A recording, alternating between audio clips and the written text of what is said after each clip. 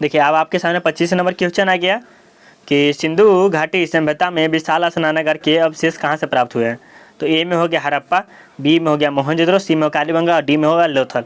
तो हमारा right answer कौन होगा, तो ये मोहनजोदड़ो से मिला है। ठीक है, और कुछ वीडियो शुरू करने से पहले अगर 25 के क्वेश्चन देखिए उससे पहले हम कुछ शायरी हो जाए। तो मंजिल के दरवाजे उन्हीं से खुलते हैं, मंजिल के दरवाजे उन्हीं से खुलते हैं जो दरवाजे को ठकठकाने की ताकत रखते हैं। इससे हमें यह शिक्षा मिलती है दोस्तों कि मंजिल सीधे नहीं मिलती है, उसको कुछ करना पड़ता है, उसके पास जाना पड़ता है और दरवाज़ा को खोलना पड़ता है। उसी प्रकार है, जब तक आप विद्या को के पास नहीं जाएगा तब तक आपको सफलता मिलने की ना बराबर है। समझे। देखिए आज जो है नाज़नी परवीन आप सुन रहे हैं, अगर वीडियो ये देख रहे हैं आपके लिए ये स्पेशल है, बाकी कोई किसी के लिए नहीं। अगर आप ये वीडियो देख रहे हैं तो लास्ट में आपके 25 क्वेश्चन होने वाले। ठीक है, 25 में 25 जितना सही होगा उतना आपको कमेंट करना है, बाकी किसी को नहीं करना, जो करेगा। ठीक है। आप हेलो दोस्तों, स्वागत है आप सबके आपके अपने ही YouTube channel self study with Kundan Kumar में। आज जो हम पढ़ने वाले हिस्ट्री चैप्टर 1, इसे आप शुरू से लेकर अंत तक जरूर देखिए ताकि आपको अच्छा से अच्छा समझ में आए।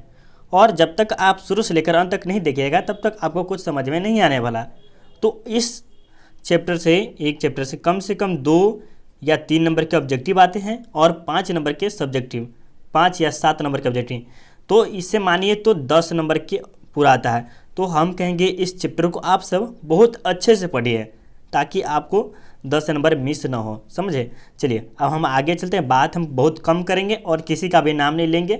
चलिए, अगर आप बोर्ड परीक्षाओं की तैयारी कर रहे थे क्या करें, इस चैनल को सब्सक्राइब कर लीजिए। अगर सच में अगर आपका 2022 या 23 में एग्जाम है तो इस चैनल को सब्सक्राइब करना आपके लिए बहुत ही ज़रूरी है। जो लाल रंग के दिख रहेंगे उसी को आपको सब्सक्राइब करना, और ताकि आपको हम अच्छा से अच्छा वीडियो प्रोवाइड कर सकें। समझे। और कोई पैसा नहीं। देखिए अगर ये PDF चाहिए जो हम बना के वीडियो बनाए हैं, इसका PDF चाहिए क्या करना, टेलीग्राम पे ज्वाइन होना होगा, या लास्ट में हम बताएंगे कि कैसे टेलीग्राम पे ज्वाइन होना है, या तो व्हाट्सएप ग्रुप पे आपको मिल जाएगा। वो भी कोई पैसा नहीं लगा, फ्री में हम देंगे। चलिए, अगर आप हमारे चैनल पर फर्स्ट बार आए तो क्या करना है, इस वीडियो क्या करना है, पहले लाइक कर देना है, सब आदमी को बोल रहे हैं। और उसके बाद क्या करना है, चैनल को सब्सक्राइब कर देना है ताकि आने वाले वीडियो का नोटिफिकेशन आता रहे, और बेल आइकन कॉल कर लेना ताकि आने वाली वीडियो का नोटिफिकेशन आता रहे। देखिए अब इसे हम क्या है, आप आगे देखिए आपके सामने कितना चैप्टर 1 है। तो ये चैप्टर 1 है आपके सामने, और क्या मोस्ट वीवीआई ऑब्जेक्टिव है। यह चैप्टर सबसे मोस्ट वीवीआई में रखा गया है, और इसका नाम क्या है, ईंट मन के तथा अस्थिया हड़प्पा सभ्यता।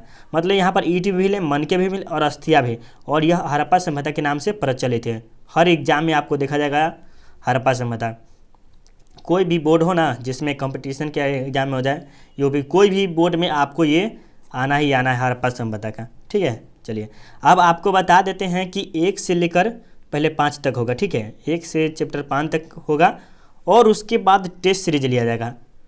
टेस्ट सीरीज जिसमें कितना क्वेश्चन रहेगा, तो 50 रहेगा 1 से 5 तक के।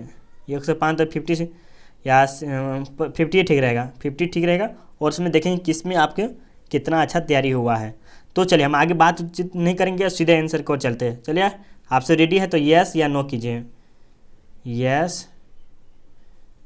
यस या नो। तो आपसे रेडी है, और लाइक कर दीजिए, लाइक का बटन रुकना नहीं चाहिए। ठीक है। चलिए आगे चलते हैं। चलिए अब आपके सामने फर्स्ट क्वेश्चन आ गया 1 नंबर कि लोथल किस नदी के किनारे है। अब इसमें पूछा जो लोथल शब्द है ना, वो किस नदी के किनारे बोला था, सिंधु नदी, व्यास नदी, भगवा या रावी। तो हमारा राइट आंसर क्या है, तो ये भगवा नदी के किनारे है। और कौन, तो ये लोथल नदी है भगवा नदी के। और लोथल नदी कहाँ है, तो ये आप पूछा जाए कि लोथल कहाँ है, तो गुजरात में। कहाँ, गुजरात में। ठीक है, आपसे पूछा जाए कि लोथल कहाँ है, तो गुजरात में। समझ में आ गया। और पूछा जाए कि लोथल के उत्खनन करता कौन है, तो रंगनाथ राव। कौन है, रंगनाथ राव। और यह कितने ईस्वी में किया था, तो 1954 में किया था। कौन, रंगनाथ राव कब किया था, तो 1954। देखिए लोथल कहाँ है, किस नदी किनारे, तो भोगवा। और लोथल के उत्खनन करता कौन है, तो रंगनाथ राव। ठीक है। और इसकी खुदाई कब की थी, 1954 में। और यह किस राज्य में है, तो यह गुजरात में है। समझे। चलिए अब आगे चलते हैं। 1 नंबर में 3 ऑब्जेक्टिव हो गया, तो अब इस वीडियो को लाइक ही करते। चलिए अब 2 नंबर में आ गया कि सिंधु घाटी के निवासियों को किस धातु का ज्ञान नहीं था। इसमें जो बोला रह गया है कि ज्ञान नहीं था किस चीज़ का, तो धातु, ऐसा कौन सा धातु था, तो ए में हो गया सोना, चांदी, लोहा, तांबा। तो आप सबको बताना है कि जो ये सिंधु घाटी के निवासी थे ना, उसको ज्ञान नहीं था, तो क्या किसी का, तो लोहा का ज्ञान नहीं था। राइट आंसर सी हमारा राइट आंसर है। चलिए आगे चलते हैं। इसमें आपका आ गया 3 नंबर में, हड़प्पा सभ्यता किस युग की सभ्यता है, तो पूर्व पाषाण युग, नवपाषाण युग, या कंस युग, या लौह युग। तो हमारा राइट आंसर कौन होगा, तो ये लौह युग के थे। कौन, ये सभ्यता थी, कौन सी, हड़प्पा सभ्यता के, मतलब इसको युग कहा जाता है। मतलब यहाँ पर है ना, यहाँ पर लोहा की, मतलब इसे लोहा, सॉरी लोहा युग नहीं था, राइट गलत बोला, ये कांस्य युग के थे। लोहा युग तो इसमें आ जाता है, द्वितीय में आ जाता है, वैदिक सभ्यता में, ठीक है। तो इसमें हमारा कौन सा, सी हमारा राइट आंसर है। चलिए अब इसमें आपको बता देते हैं कि जो ये नाम है ना, नाम लेने वाला काम नहीं करेंगे। और आज हम कराने वाले कितने क्वेश्चन, तो आपको बता दें 25 क्वेश्चन आज करा देंगे और 25 क्वेश्चन कल, ठीक है। चलिए आगे चलते हैं। अब आपके सामने 4 नंबर क्वेश्चन आ गया कि हड़प्पा संस्कृति आधारित थी, तो ये किस पे आधारित थी, तो ये व्यापार पर आधारित थी। क्या चीज़ थी, तो ये जो हड़प्पा संस्कृति है ना, वो क्या चीज़ पे थे, व्यापार पर। सीधे राइट आंसर कराएंगे, ABCD नहीं कराएंगे, ज़्यादा टाइम लग जाता इसीलिए।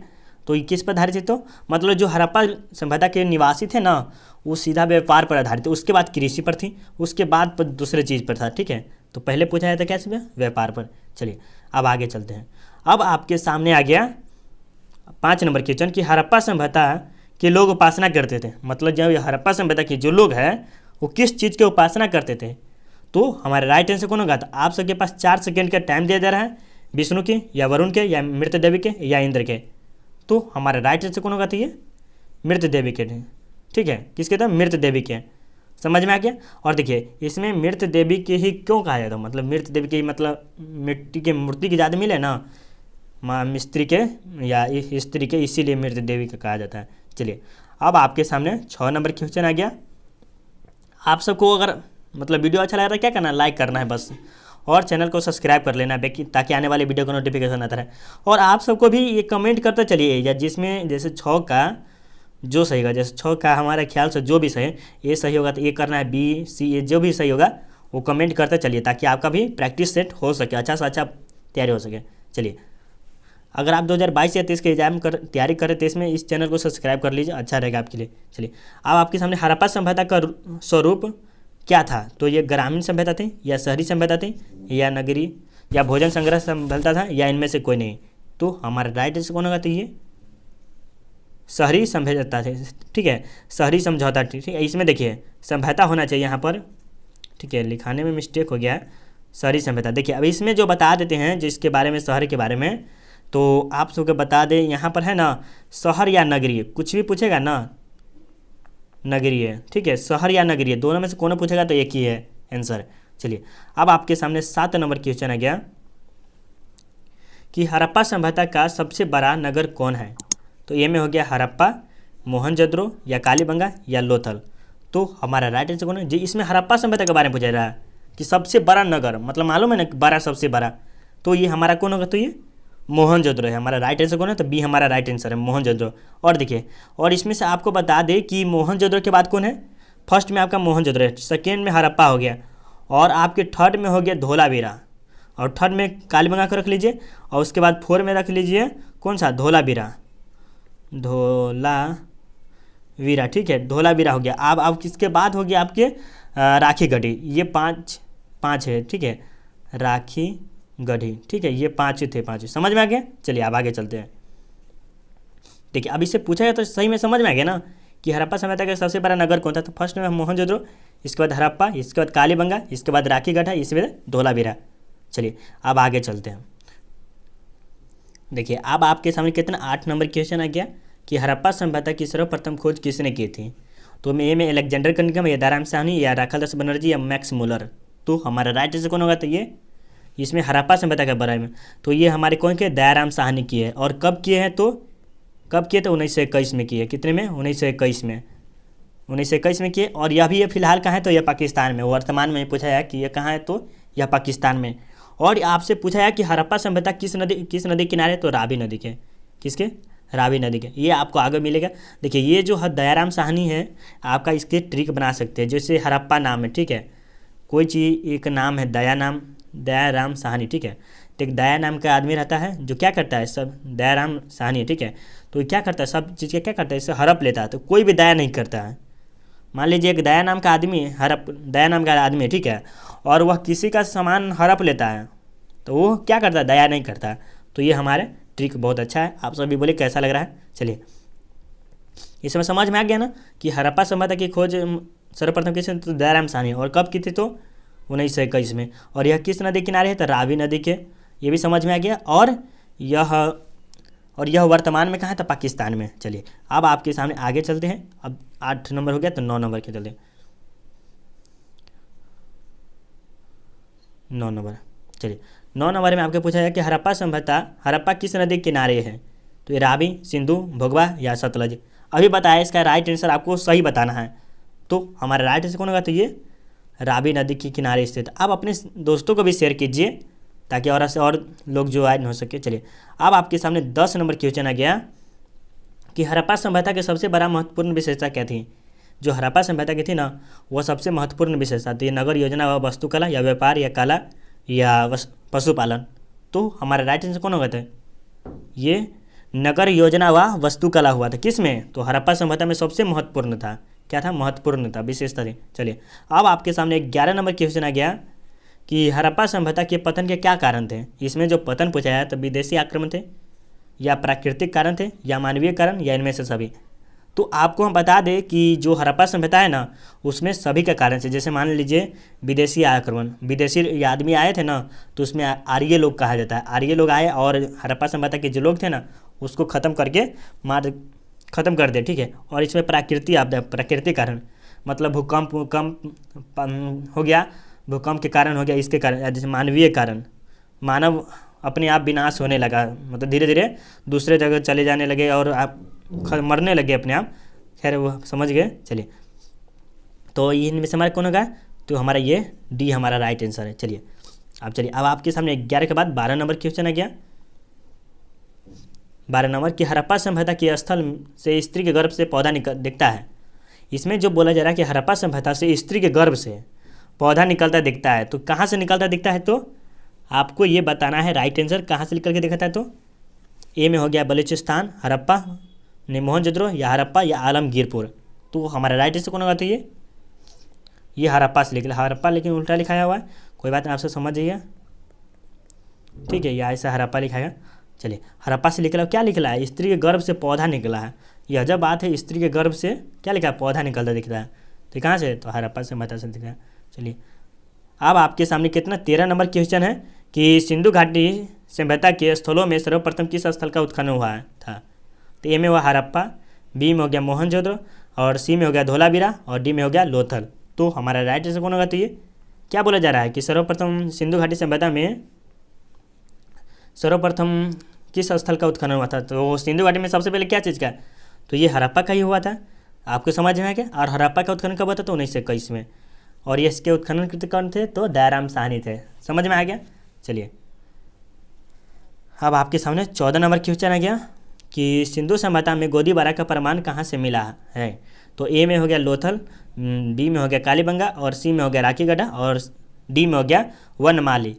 तो हमारा राइट आंसर कौन होगा, तो आप सभी बताइए कौन सा होगा। तो ये हमारा लोथल होगा। क्या बता रहा है कि सिंधु सभ्यता में गोदीबारा, अगर गोदीबारा पूछा है क्या है, तो लोथल आप सब राइट आंसर बताइएगा। आपको ये पीडीएफ चाहिए तो ये हम लास्ट में बताएंगे कैसे पीडीएफ मिलेगा, वो भी पैसा नहीं लगेगा, कोई सी फ्री में देंगे। चलिए अब 14 नंबर हो गया। अब आपके सामने 15 नंबर क्वेश्चन आ गया। थोड़ा सा और करेंगे, उसके बाद दूसरे चैप्टर में पढ़ाएंगे। चलिए इसमें कहा जा रहा है कि किस सिंधु स्थल में सूती कपड़ों के साक्ष्य मिले हैं। तो कालीबंगा या रंगपुर या मोहनजोदड़ो या इनमें से कोई नहीं। कहते क्या सूती कपड़ों के साक्ष्य मिले हैं। तो कहाँ से ये साक्ष्य मिले हैं, तो आपको बताना है। तो ये कहाँ से मिले हैं, तो ये मोहनजोदड़ो से मिले। कहाँ से, मोहनजोदड़ो से मिले हैं। सिंधु घाटी के मतलब सिंधु घाटी के सूती कपड़ों के साक्ष्य। समझ में आ गया। चलिए अब आपके सामने 16 नंबर क्वेश्चन के नाम हम किसी का नहीं लेंगे, नाम नहीं ले पा रहे तो बुरा मत मानिए, लेकिन नाम लेना उचित नहीं है, वही समझिए बहुत है। चलिए अब आपके सामने 16 नंबर की सिंधु सभ्यता का बंदरगाह कौन था। क्या क्या में से बंदरगाह कौन था? ये में हो गया हड़प्पा, मोहनजोदड़ो, कालीबंगा, लोथल। तो हमारा राइट आंसर कौन होगा? तो आप सभी बताइए कि कौन सा राइट आंसर होगा? राइट आंसर कौन होगा? तो 16 का आप सभी बताइए। तो लोथल हमारा राइट आंसर होगा। समझ गए? इसमें बंदरगाह पूछा जा रहा है, इसमें थोड़ा सा इसमें भी क्या था, तो आप सभी इसमें भी कमेंट करिएगा। चलिए, अब आपके सामने 16 नंबर क्वेश्चन हो गया ना कि सिंधु सभ्यता में बंदरगाह नगर कौन था? तो लोथल हमारा राइट आंसर। चलिए अब आगे चलते हैं। अब आपके सामने 17 नंबर क्वेश्चन आ गया कि सिंधु सभ्यता में नर्तकी की मूर्ति कहाँ से मिली है? ये जो नर्तकी की मूर्ति है ना, नर्तकी की मूर्ति, ये कहाँ से मिले हैं? तो मोहनजोदड़ो से मिले हैं, या हड़प्पा से मिले हैं, या राखीगढ़ी से, या कोटरीजी से? तो हमारा राइट आंसर कौन होगा? तो ये मोहनजोदड़ो से मिले। क्या मिले हैं? तो ये नर्तकी की मूर्ति मिले हैं। कोई कन्फ्यूजन नहीं होना चाहिए। चलिए ये भी समझ में आ गया। अब 18 नंबर के बाद 19 नंबर क्वेश्चन आ गया कि सिंधु सभ्यता का किस देश के साथ व्यापारिक संबंध नहीं था? तो मेसोपोटामिया, या ईरान, या अफगानिस्तान, या चीन? तो यह किस देश के साथ है ना सिंधु सभ्यता, मतलब सिंधु सभ्यता के जो लोग थे वह किस देश के साथ व्यापार नहीं बनाए? तो आपको व्यापार के बारे में बताएं तो यह चीन के साथ नहीं बनाया, मेसोपोटामिया से बनाया था, ईरान और अफगानिस्तान ये सब से बनाया था, लेकिन चीन से नहीं बनाया था। कौन? सिंधु घाटी के निवासी लोग। चलिए अब आपके सामने 19 नंबर क्वेश्चन आ गया। देखिए इसमें क्वेश्चन में है ना चैप्टर 1 में पूरा बहुत ही ऑब्जेक्टिव लाइन है, इसीलिए इसमें ज़्यादा डिफिनेशन नहीं है, ठीक है। और जिसमें कम क्वेश्चन आता है ना उसमें डिफिनेशन देने में मज़ा आता है। तो इसमें ज़्यादातर डिफिनेशन नहीं है, तो आप सब इसे समझ लीजिएगा। समझ गए? तो आप अपने ही मेंटेन कर सकते हैं। चलिए, और अगर दूसरा जो चैप्टर 2 है उसमें बहुत डिफिनेशन के साथ पढ़ाने वाले हैं, तो चैप्टर 2 देखने के लिए आपको क्या करना होगा?